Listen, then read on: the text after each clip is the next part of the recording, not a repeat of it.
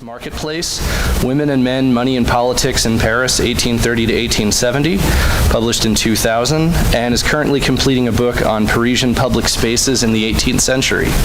Her paper today is called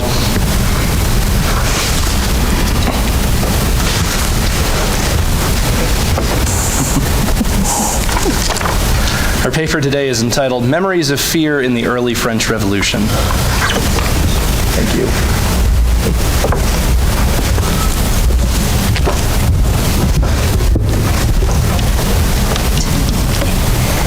Thank you, John. Okay. Be afraid. Be very afraid. These words could have been reasonably spoken at almost any time during the French Revolution, as actual and imagined threats seem both constant and ubiquitous. This was certainly true of the days surrounding the storming of the Bastille. In the evening of Sunday, July 12, 1789, a crowd gathered in front of the Hôtel de Ville in Paris. News of King Louis XVI's dismissal of the popular financial minister Jacques Necker had reached the city that afternoon, followed shortly thereafter by clashes between a protesting crowd and royal troops stationed in the city. The municipal electors, whose official task of organizing elections for the Estates General meeting in nearby Versailles had been completed in early May, hurried to the city hall as well. Like the gathering crowd, they feared an attack on the capital. Parisian journalists, pamphleteers, and printmakers had evinced strong support for the claim of the Third Estate, representing the commoners of France, that they spoke for the nation. With the dismissal of Necker, the king sent a message that he would no longer tolerate the refusal of the Third, now calling itself the National Assembly, to disregard his directives and act on its own.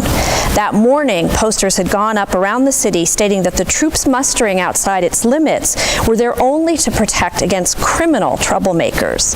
Parisians feared otherwise. During the night of the 12th, customs barriers at the city's edge were attacked and burned, and a monastery ransacked. By the morning of the 13th, panic had set in. Fear beset both the crowds and the electors, convinced that they would be massacred by the royal troops as punishment for their support of the Third Estate. A desperate search for arms to defend the city led to the taking of a state prison and former fortress, the Bastille, on the eastern border of Paris. It was not until the 17th, when Louis XVI made a humbling trip to Paris and announced from the balcony of the city hall that he recognized the National Assembly as a legitimate deliberating body, that panic subsided. Fear gave way to joy and relief. This relief, however, would not last, as the crisis surrounding the Bastille soon gave way to the great fear that swept the countryside. Yet no sooner was that crisis seemingly resolved on the night of August 4th than other reasons to fear for one's own safety and the safety of the revolution quickly presented themselves.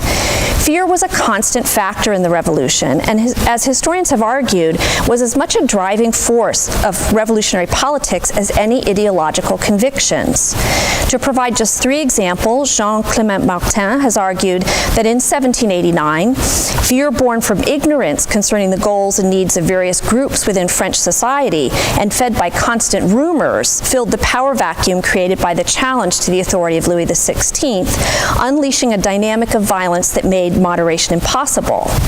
Examining the weeks leading up to the massacre of the Champ de Mars in July 1791, David Andrus points to the fears engendered by the press as a cause of increased tension within Paris and between the people and the National Guards, and thus of the massacre and its aftermath. In her analysis of the terror, Marisa Linton also highlights the role of fear as deputies fearing for their own survival turned to a politics of betrayal and denunciation.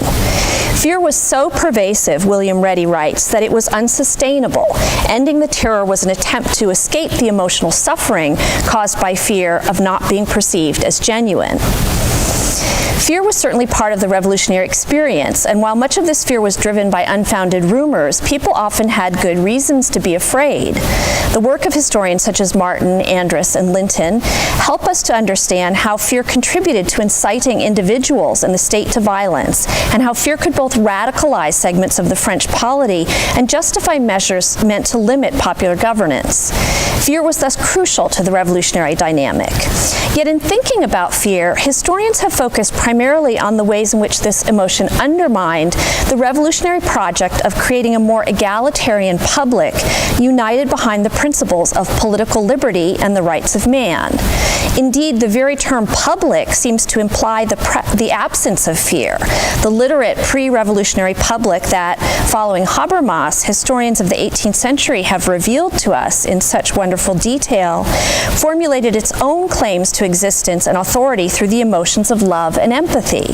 Love for one's country, as the work of David Bell and others has made clear, and empathy for those who suffer, as Lynn Hunt has demonstrated. Love and empathy were the cornerstones of 18th century sentimentalism, and as such it's not surprising that they shaped the discourse of the pre-revolutionary public sphere and became important components of revolutionary language. We see many examples of this in accounts of the days surrounding the storming of the Bastille, most often when recounting Louis XVI's arrival in Paris on July 17th. In Louis-Antoine de Caraccioli's La Capitale délivrée par elle-même, for example, the king was described as surrounded by, quote, cries, tears, emotional transports, an innumerable multitude of persons from all regions, of every age, of every rank, that was unceasingly replenished. In this account, the successful storming of the Bastille and the reconciliation between the king and his subjects that followed is celebrating using the language of sentimentalism. However, the text begins by evoking the terror, épouvante, and alarm of Parisians faced with the news of Necker's dismissal. Fear would seem the antithesis of the language of sentimentalism, and yet it's present in all these accounts. One might argue in this case that the passage from a language of fear to one of sentimentalism was meant to reassure readers that the threat had passed. If we consider fear to be the reasonable response to dangerous situations, this interpretation makes sense. This understanding of revolutionary fear as a response to real or imagined events has shaped the work of historians seeking to investigate the role of emotions in the revolution. William Reddy, in his landmark work, The Navigation of Feeling, a framework for the history of the emotions, argued that fear was a cause of emotional suffering during the revolution. Reddy drew inspiration from the work of anthropologists to argue that every society has rules that dictate which emotions may be expressed and their means of expression.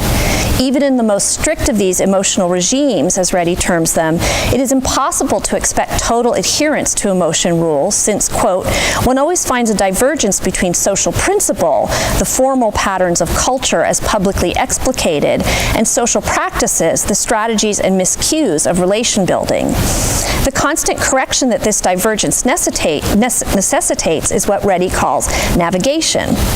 Reddy argues that in some circumstances, conflict between an individual's goal of protecting health and wholeness and the demands of another, or the refusal of others to meet one's own demands, makes navigation so difficult that the individual experiences emotional suffering.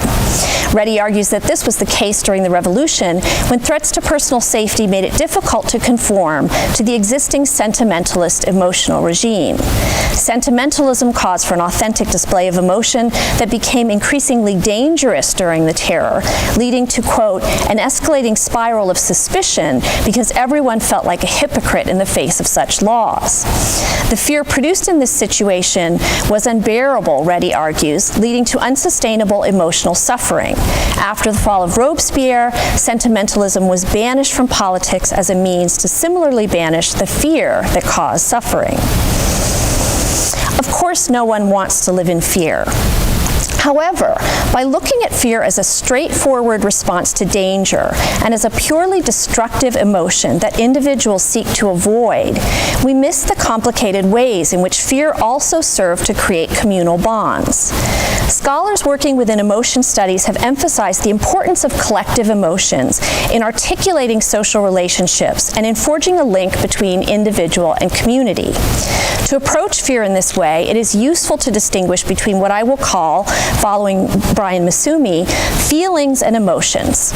Psychologists and neuroscientists who have studied fear have established that when faced with a perceived threat, the human body experiences a set of physiological responses that can be called feelings: an increased heart rate, a surge in adrenaline, a quickening of the senses, a readiness to take action.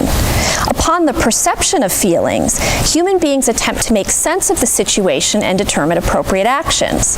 As we do so, we give a name to our feelings, choosing an emotion that is both situationally and culturally appropriate, such as fear. When we express our feelings using gestures, bodily movements, or words meant to communicate fear, we draw upon cultural conventions that make it clear both to ourselves and to others what we are feeling. Culturally conditioned emotions, or what Reddy calls emotives, such as fear, are meant to communicate something about ourselves in relation to others. So how did fear serve to create and maintain a revolutionary community? To begin to answer this question, I'll focus on the events surrounding the conquest of the Bastille.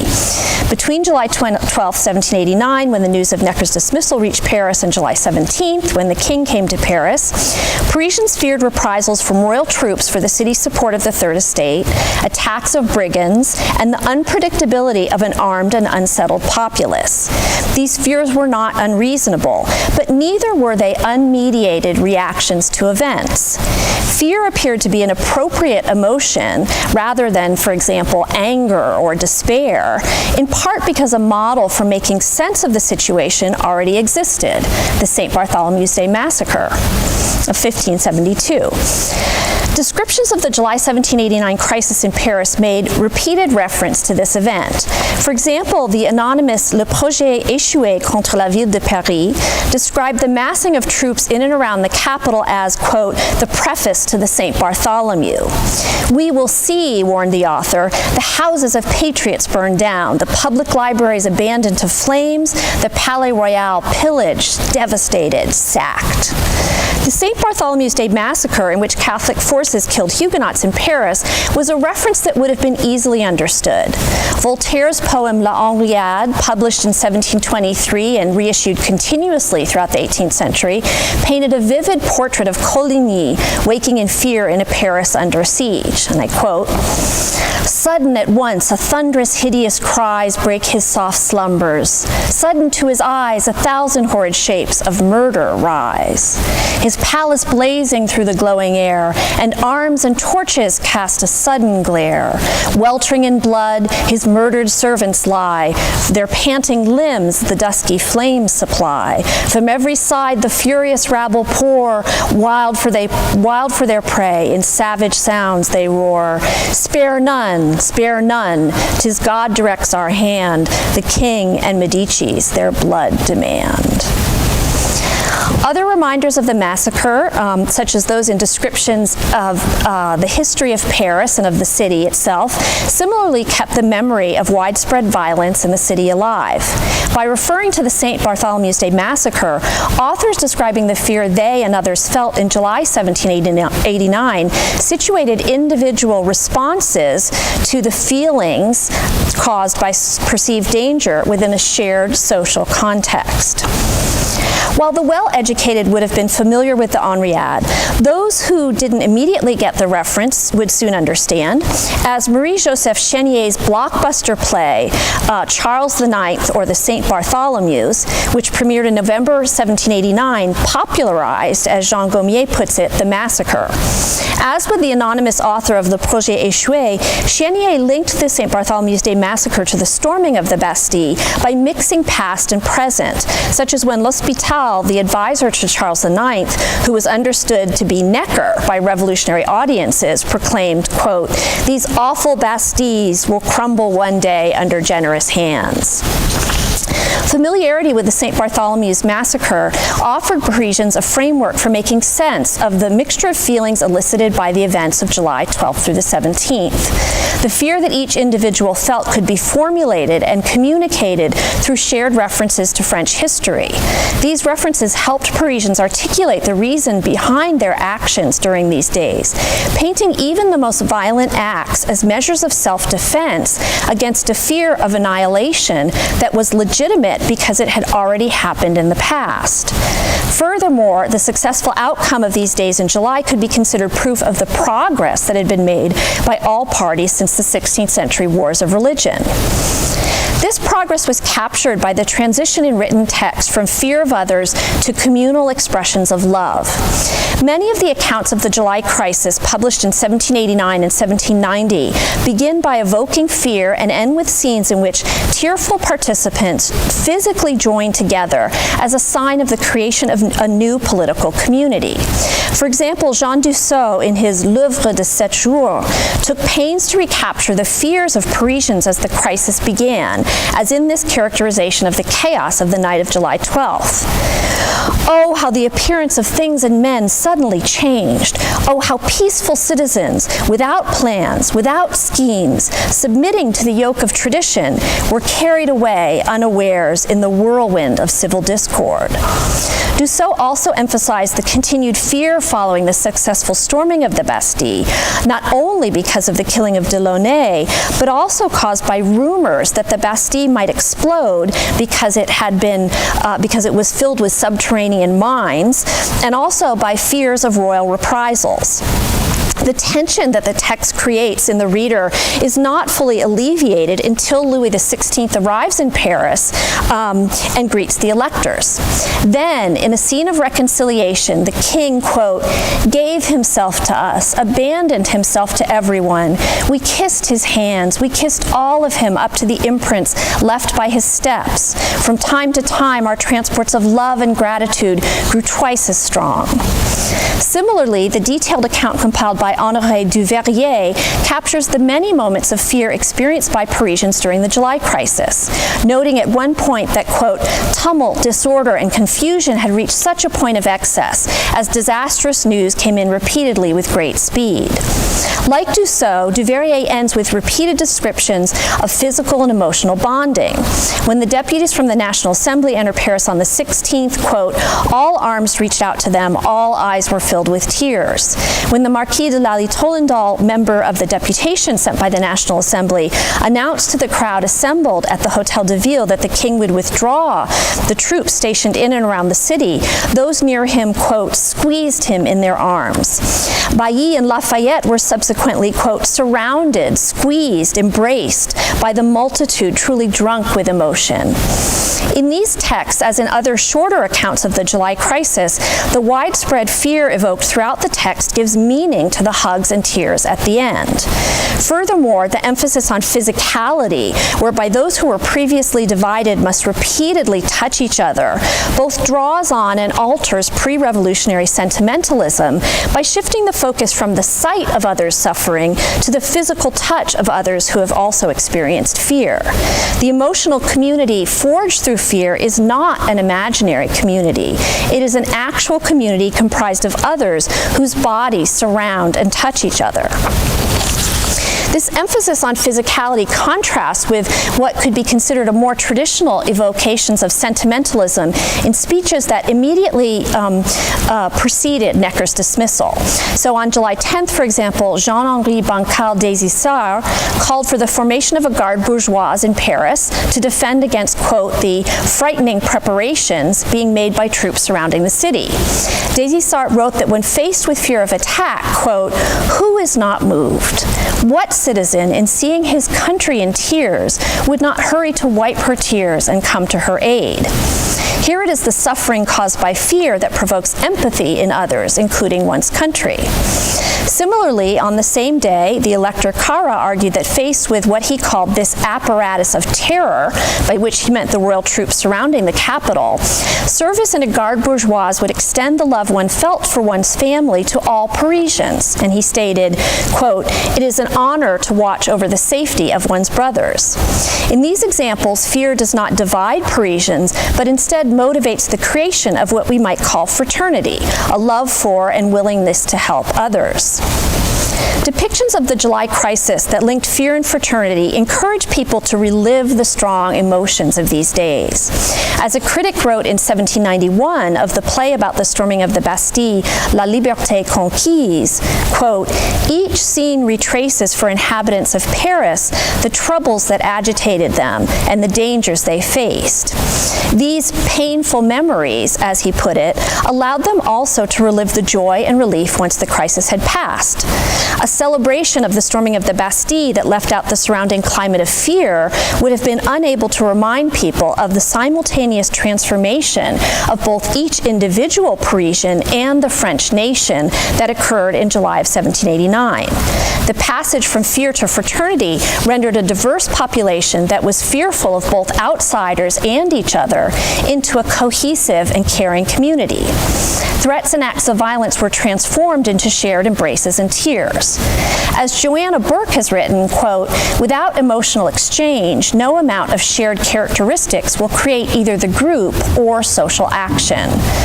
The shared memory of the emotional transformation from fear to fraternity provided Parisians with a visceral memory of the transformation they had undergone in 1789 from subject to citizen.